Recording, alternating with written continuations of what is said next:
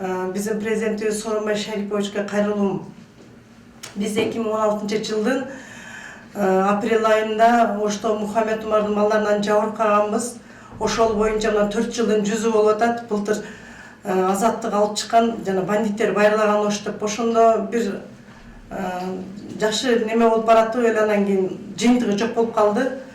Ошол боюнча биз Ош областка ишенбейбиз деп балдардын 4-төө сотко чыкты, а 4-төө тергөөдө калганда биз Ош областка ишенбейбиз деп туруп Бишкекке алып келдим. Бишкекте столица кишине болсо дагы депчи. Алып келсем көрсө орган адамдар бирдей эле экен. Ушуна былтыр июлдун акырында Ош Бишкекте ККМга алып келгенбиз делону.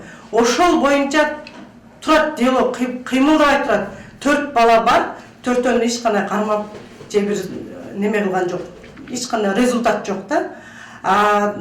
Оштон Оморова Назгүл деген аялды кармап, анан отуруп кайрадан үй камакка чыгарышкан да. Ошо сотко чыгып атканды Бишкектин ГКМбысы кыскартып коюп атат. Бардыгы далилденип, статьялар коюлуп, кетип аткан аялды ККМбда Алишер Эдил деген тергөөчү кыскартып коюп атат. Анан биз генеральныйга барып ушундай болуптур десем, немени бузду, чыгарган токтомду бузуп, кайра Нурсултан деген тергөөчүгө берди. Нурсултан деген тергөөчүгө берсе, Нурсултан 6 айдан бери мына эже иш болуп атат, жүрүп атат, мен баарын тактап атам, мындай атам деп эми алдап эле атат да, алдап эч кандай жыйынтык чыкпай атат да бизгечи. Анан кече мен эми адвокат алышым керек окшойт, анан кече адвокат алып, адвокатым барса, адвокатымды вообще дело менен тааныштырмак үчүн эже түртүп чыгарып бериптир. Саат 6-да келдиң, эмнеге сен мынтип неме кыласың депчи. Анан утур мен телефондон чакырып коет, мен Ошто турам өзүм. Бишкекке келип жашаганга биздин шартыбыз жок да.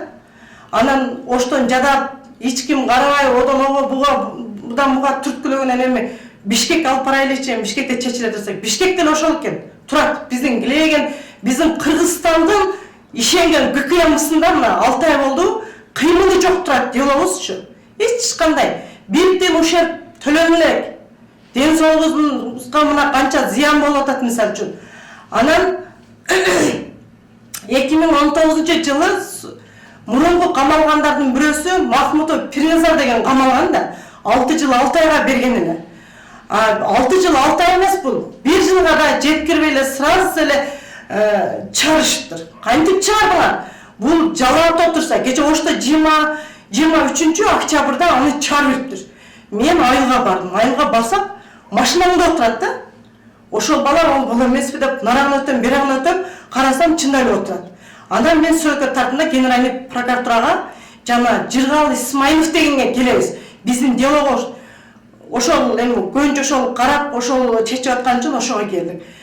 Ушундай болуп атсак, жооп эже алдайсыз деди. Верховный сотко келдим. Мындай болду, камакта отурган бала эште жүрдү, кантип чыгып кетти ал? Десем, жогорку сотко келип канцеляриясына кирсем, жок, ал бала отурат, сен калпайтып эмне кыла бер? Калпайткан жокмун, мен сөтүн көтөрүп келдим мына. Деп неме кылып атабыз. Эми мындай караганда бул органдардын шалакылыгынан болуп атат да мына.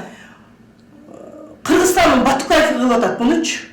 Эми мынчалык болбош керек да, биздин укугубуз такыр төбөлөнүп атат. Иш жака үнүбүз жетпей атат. Ошондук үчүн дагы бир суранып кайталайм. Урматтуу Сооронбай Шарипович, мен сизге дагы кайрылып атам.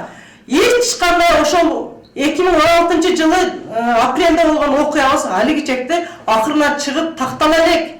Бирөөлөрдүн басымдуулугу менен турат, биздин делобуз эч кандай кыймылдабай атат. Ага барсаң деле ың дейт, буга келсең деле ың дейт.